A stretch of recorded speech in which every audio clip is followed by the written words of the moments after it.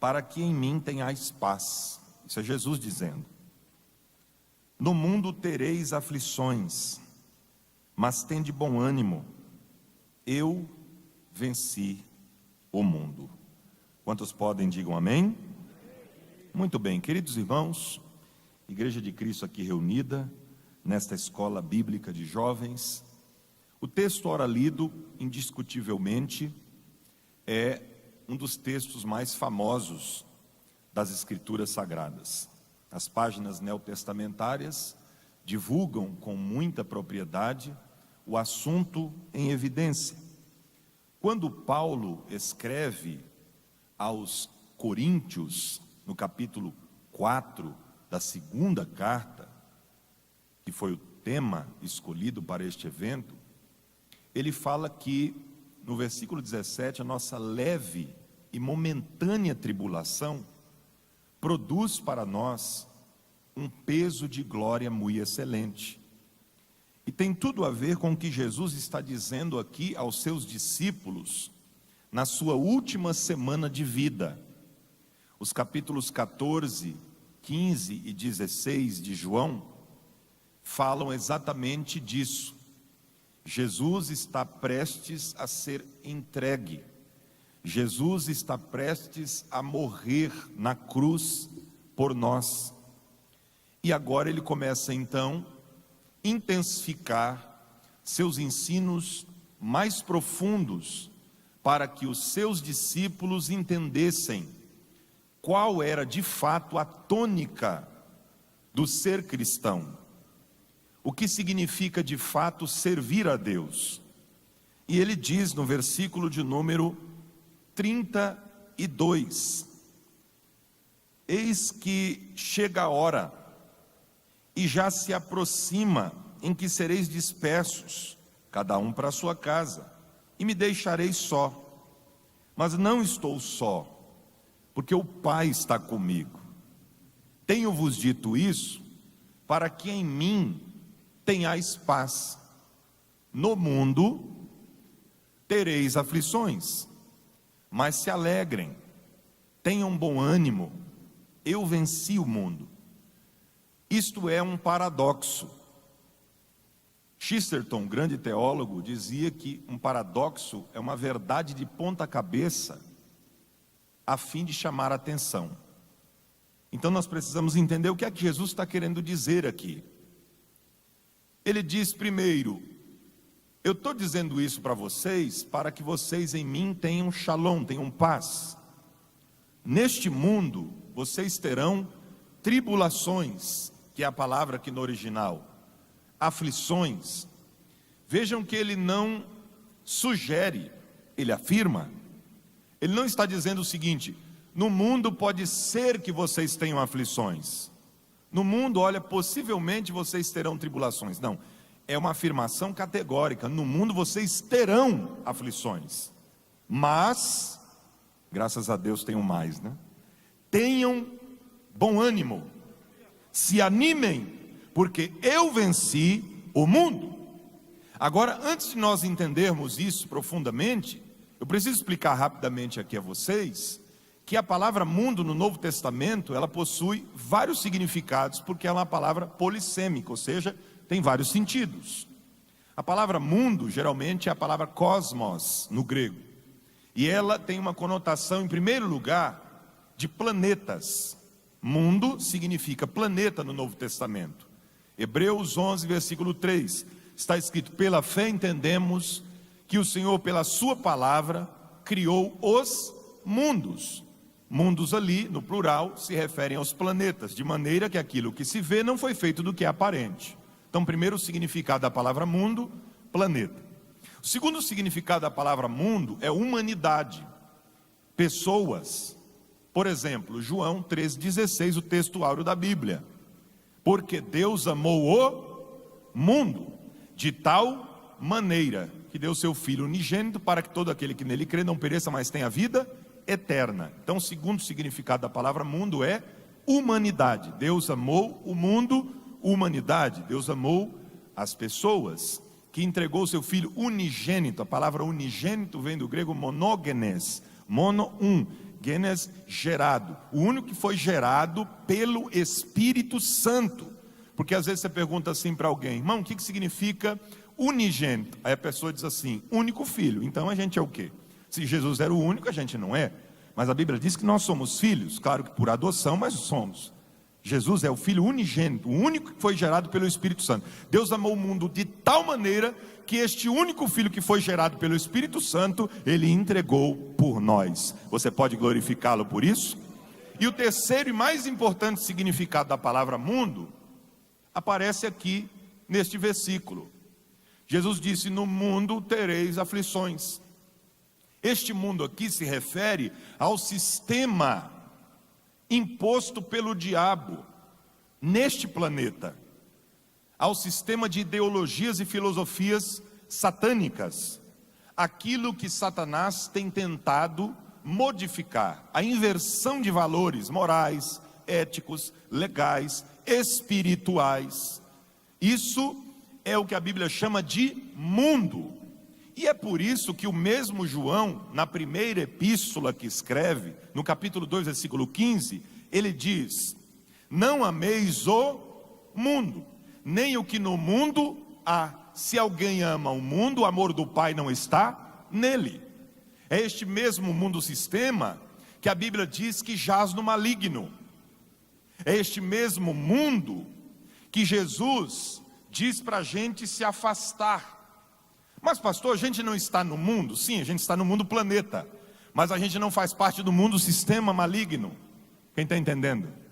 Nós estamos no mundo, mas não somos parte do mundanismo. Nós estávamos, essa era a nossa condição, mas nós não somos, porque Deus enviou seu Filho, nos resgatou, e hoje nós estamos assentados nas regiões celestiais em Cristo. Isso é maravilhoso, sim ou não? Então, neste mundo, e é esse mesmo mundo sistema que Paulo destaca em Romanos 12, quando ele diz no versículo de número 2: e não vos conformeis com este mundo, mas transformai-vos. Aleluia. Não vos conformeis com este mundo. Então esse é o terceiro significado. Vamos recapitular? Primeiro, significado da palavra mundo: planeta.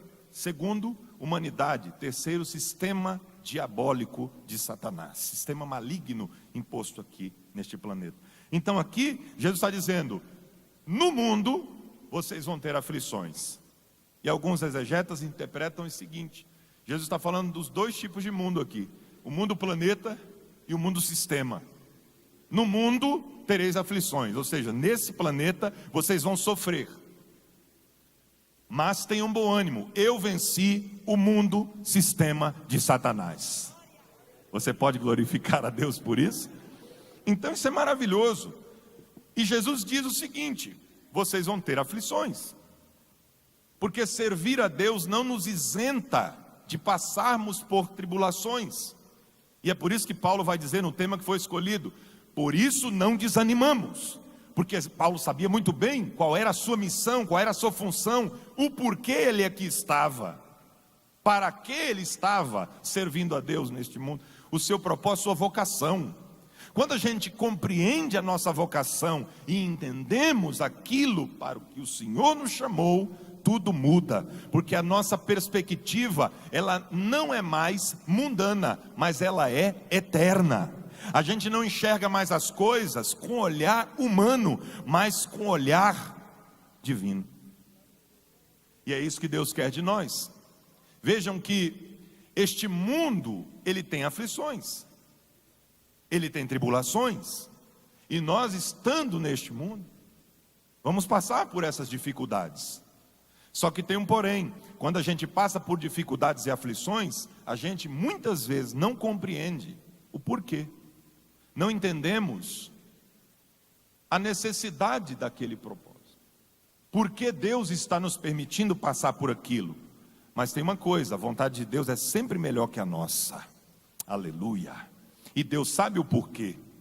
Deus sabe a razão, o motivo. Então eu preciso ter a ideia bíblica de uma vida cristã.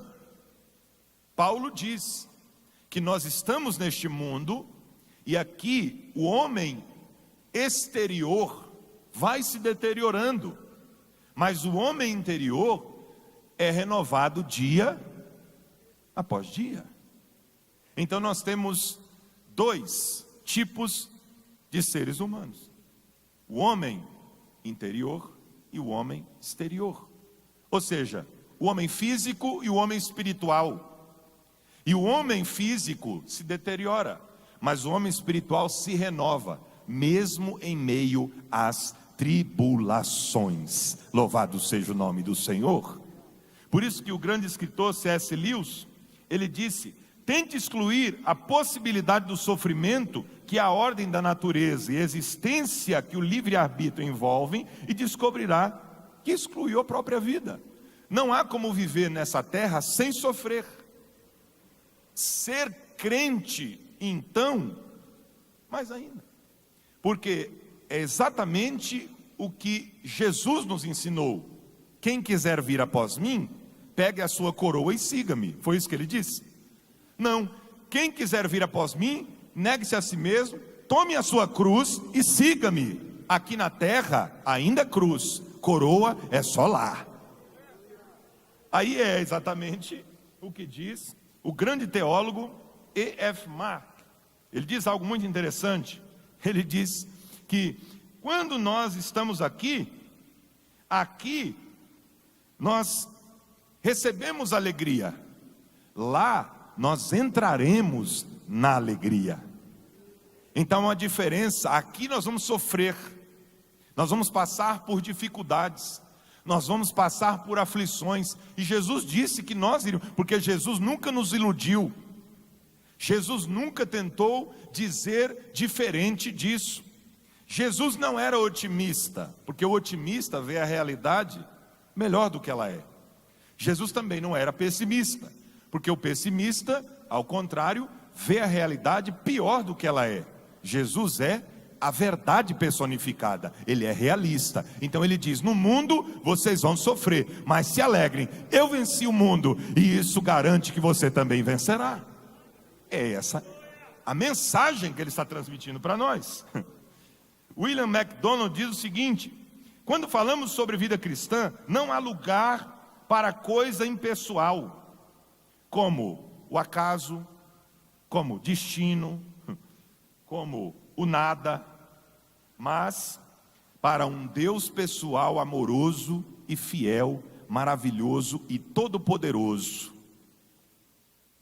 bom e amoroso demais para ser insensível, e sábio demais para errar. Deus não erra e nem é insensível.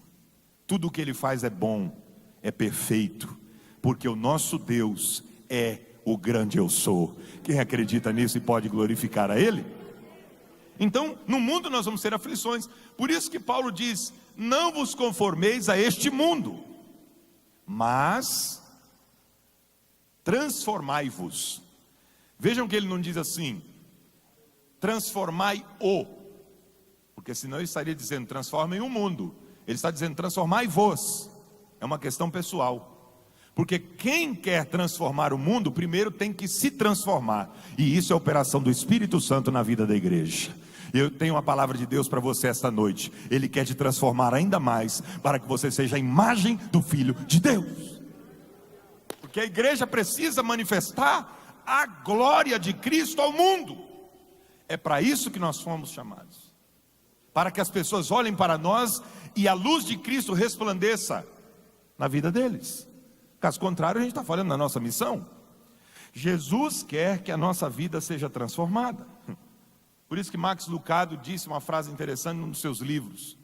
Ele disse que Jesus nunca prometeu que a trajetória seria fácil, mas ele garantiu que a chegada valeria a pena.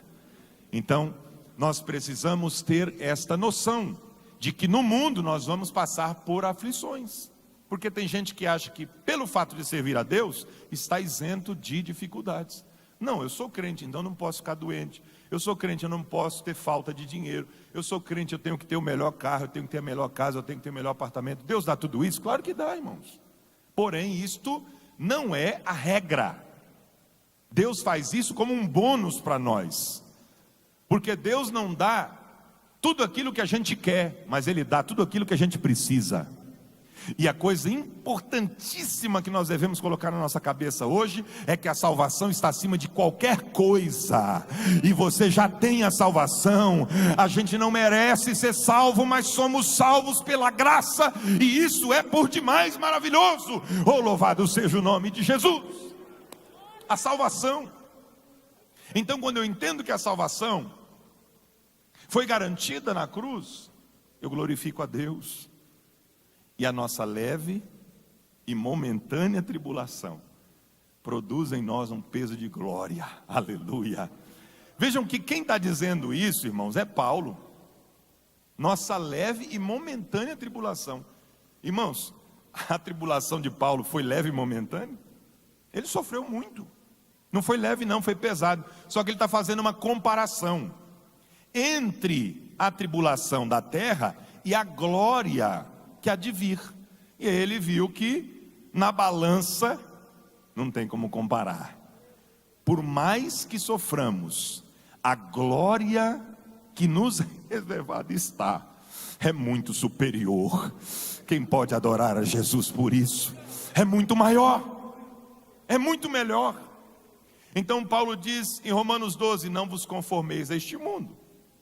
Jesus diz em João 16: no mundo tereis aflições.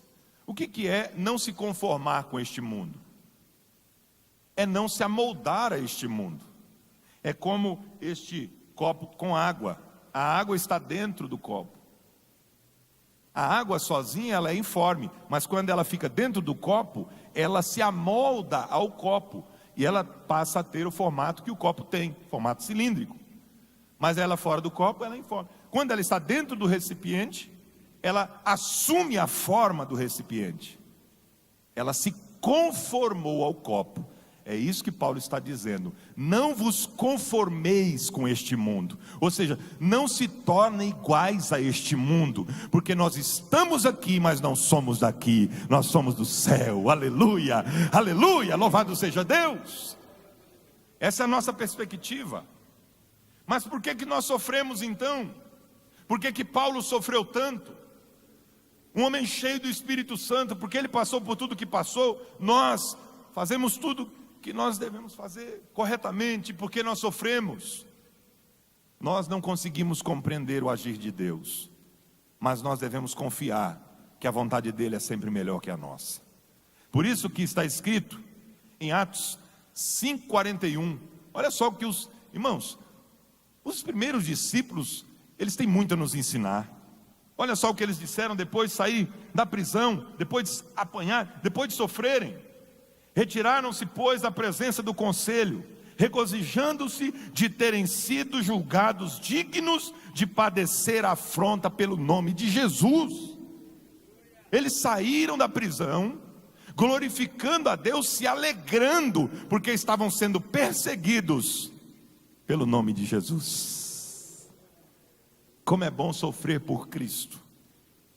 Essa é a ideia de Cristo para nós. A igreja não deve se assustar com o sofrimento.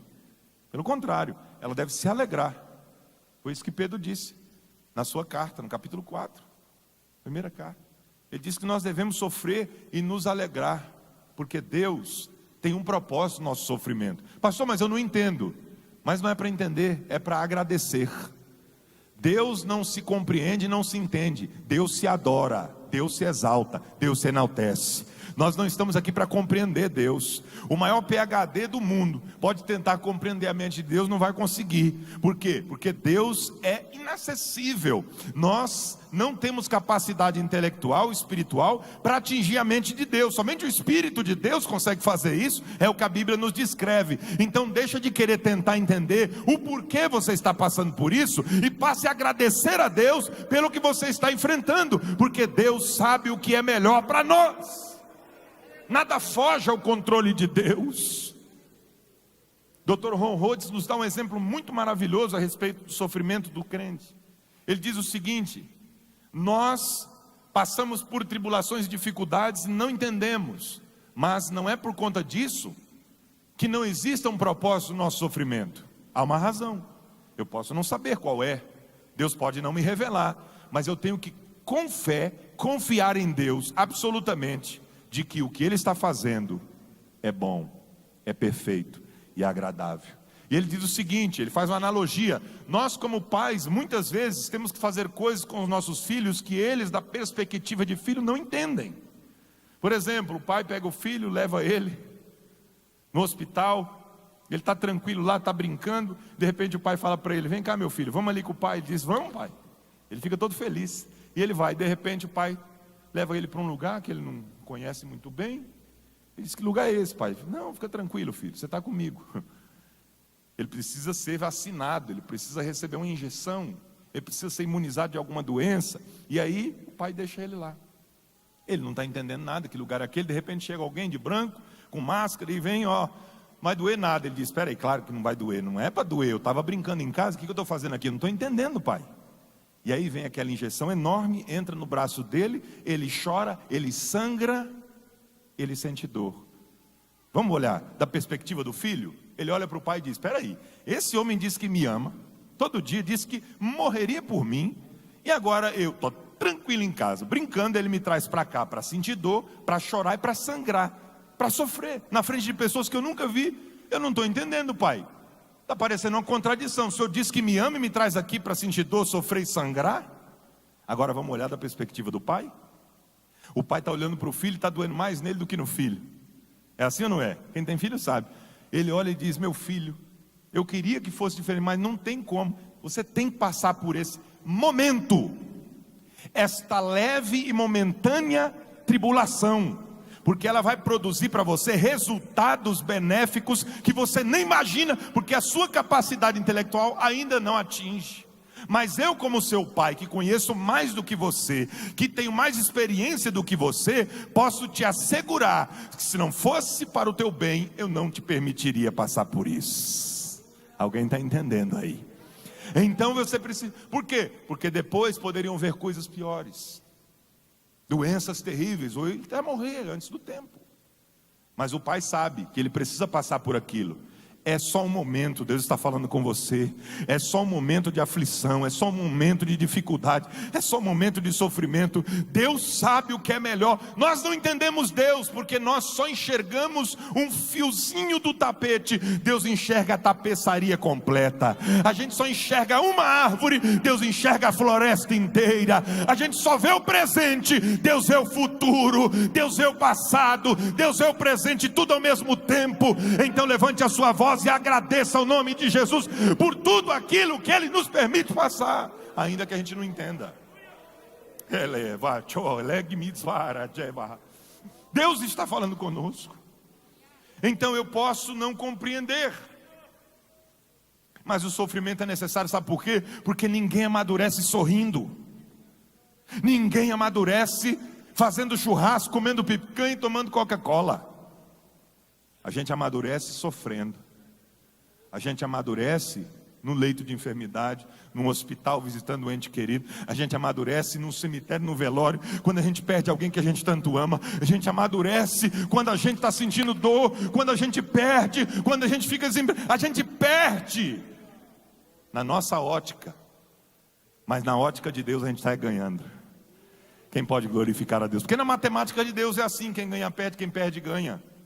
O maior ao menor, menor ao maior. Então a gente tem que olhar, veja isso, que Deus coloque hoje nos nossos olhos o óculos da eternidade. Para quê, pastor? Para que eu consiga enxergar tudo o que acontece à minha volta, não com olhar humano, temporal, falho, limitado, mas com o olhar e com a visão da eternidade. Porque aí as coisas vão mudar. Por isso que Paulo diz, na sequência do versículo, que nós não olhamos as coisas com olhar carnal. A nossa visão, ela é diferenciada. Deus está dando discernimento à sua igreja nesta noite. Quem quer, levante a sua mão e receba em nome de Jesus esta palavra. Porque isso que nós devemos ter como cristãos. Porque a vida cristã não é fácil, e Jesus nunca disse que seria. E quem diz que é, está tentando enganar. O povo de Deus deve ter essa realidade. Mas eu tenho uma palavra de Deus para a sua vida. Romanos 8, 28. Todas as coisas cooperam, contribuem para o bem daqueles que amam a Deus e são chamados pelo seu propósito. Oh, aleluia! Todas as coisas, sabe o que são todas as coisas? É tudo. No original ali é tudo. Tudo que acontece na vida do crente está sob o controle divino. Por isso que contribuem para o nosso bem. Eu não consigo entender. Na minha ótica, eu não vejo saída. Eu não vejo razão. Mas Deus está nos alertando que a vontade dele é sempre a melhor e é a soberana. No mundo tereis aflições. Vejam que João está destacando esse aspecto nos últimos dias de vida de Cristo, para mostrar para nós o quê? Ele não veio nos iludir, e que ele não tem um marketing, coach, para tentar atrair as pessoas. Ele não quer atrair ninguém com mentiras. Se você vier, venha sabendo, no mundo tereis aflições, mas tem uma coisa: sofrer com Cristo é uma bênção. Aleluia. Sofrer com Cristo e por Cristo é uma bênção, é uma honra e é um privilégio. É o que o apóstolo Pedro diz para nós. Olha só o que está escrito em Romanos capítulo 5, do 3 ao 5. E não somente isso, mas também nos alegramos nas tribulações, sabendo que a tribulação produz paciência. A paciência produz experiência. E a experiência não traz confusão, porquanto o amor de Deus foi derramado em vossos corações pelo Espírito Santo que nos foi dado. Tribulações nos produzem experiências, perseverança, que a palavra paciência ali também significa perseverança, e a glória de Deus se manifesta. Por isso que eu não devo me conformar com este mundo, não devo me amoldar a ele. As ideologias são muitas, mas eu não posso aceitar nenhuma delas na minha vida, porque eu não sou daqui. Nós estamos aqui, mas nós somos de Deus. Aleluia. Por isso que Paulo está dizendo: não olhe para as aflições. Igreja de Corinto, olhe para o peso de glória. E é claro que Paulo está fazendo ali um trocadilho com a palavra glória e a palavra peso, porque Paulo é judeu e ele está com a mente judaica escrevendo para a igreja de Corinto. A palavra glória no hebraico é kavod, que significa também peso. Então ele está dizendo: a glória, o peso dessa glória é muito superior à nossa leve e momentânea tribulação. Porque se você colocar na balança, você vai perceber que o peso da glória é muito maior. Então vale a pena seguir a Cristo, mesmo sofrendo, mesmo tendo tribulações, mesmo tendo dores, porque há um propósito para tudo isso, e Deus nos eleva a uma dimensão maior. Quanto mais a gente sofre, mais experiência a gente tem. Quanto mais a gente sofre, mais Deus nos gradua no reino celestial. Quanto mais a gente sofre, mais Deus nos abençoa. Quanto mais a gente sofre, mais Deus nos coloca em acesso direto a Ele, porque só quem tem na sua vida experiências amargas, duras e cruéis, pode olhar para o outro com empatia e compaixão. Então, quando você passa por tudo isso, Deus te habilita a uma nova trajetória. E outra coisa, Deus te usa para curar feridas de outras pessoas, naquilo que você mesmo foi ferido. Aquilo que te fere hoje servirá para curar outros amanhã. Será que você recebe essa palavra da parte de Deus? Se alguém sofre uma enfermidade hoje, mais à frente vai curar alguém que pode estar passando pela mesma enfermidade, pelo mesmo problema, pela mesma aflição, pela mesma dificuldade, seja ela física, espiritual, psicológica. Você está entendendo o que Deus está falando conosco? Deus nos usa para curar pessoas onde nós mesmos fomos feridos. Isso é muito forte. Eu sinto Deus nessa palavra. Oh, louvado seja o santo nome do Senhor. Então, aguarde isso. Coloque isso na sua mente, porque você tem a mente de Cristo. Paulo diz que nós temos a mente de Cristo. Apesar de, claro, infelizmente muitas pessoas têm Cristo na mente, mas não têm a mente de Cristo. Há uma grande diferença, ter Cristo na mente e ter a mente de Cristo. Quem tem Cristo na mente, tem Cristo como qualquer outra coisa. Mas quem tem a mente de Cristo, em primeiro lugar, o reino de Deus é a sua justiça. Oh, glória ao nome do Senhor. Olha o que disse Michelangelo, grande artista. Ele disse o seguinte: quanto mais o mármore se gasta, mais a estátua cresce. A gente olha da nossa perspectiva e a gente só vê perdas, a gente só vê tribulação, a gente só vê negatividade. Deus está mostrando que Ele está nos lapidando, e o que a gente está perdendo é para o nosso bem, para nos colocar numa esfera maior de bênção, de vitória e de conquista. Deus não erra. Quem crê nisso, diga amém. E por que às vezes a gente fica com dúvida, por que a gente está passando por isso, por aquilo? Porque a gente perde um pouco a fé, porque as dificuldades da vida às vezes são tão grandes, que elas colocam um eclipse diante de nós, e a gente não consegue vislumbrar a vitória que está à frente, tão perto de nós. Mas o Senhor está dizendo para toda a sua igreja nessa noite, para os que estão presentes e para os que estão nos acompanhando pela internet, que Deus tem um propósito firme para nos conceder estas dificuldades, porque Ele vai nos dar uma experiência tão grandiosa, que vai nos fazer mais usados por Ele, e quem ganhará será o reino de Deus, e as pessoas vão se achegar a Cristo, e esta é a mais importante das missões: salvar as vidas. Então, Jesus, quando declara isso, no mundo tereis aflições, Ele está afirmando, e Ele está dizendo, mesmo assim se alegrem. Olha que coisa, né? Vocês vão sofrer muito nesse mundo, mas vocês devem se alegrar. Como assim, Jesus? Como é que se alegra tendo tribulações? Pois é, eu venci. Isso habilita vocês também a vencerem, porque eu nunca vou deixar vocês sozinhos. Das mais de 8.810 promessas da Bíblia, uma das que eu mais gosto é aquela que está em Mateus capítulo 28, versículo 19. E eis que estou convosco todos os dias, até a consumação dos séculos. Você nunca está sozinho. Você pode agradecer a Deus? A gente olha e na hora da dificuldade, da provação, a gente pensa que está só. Causa-nos uma certa ilusão de que nós estamos sozinhos, mas nós não estamos. Existe uma tribo indígena chamada Cherokee, e o ritual de passagem da maioridade para o jovem é muito interessante. Eles levam o jovem na floresta, o jovem índio, colocam ele vendado, e ele não pode tirar a venda, e ele tem que passar a noite inteira, até amanhecer o dia, sentadinho ali, sem se mexer para um lado nem para o outro, sem comer, sem beber água, sem fazer absolutamente nada, e sem tirar a venda.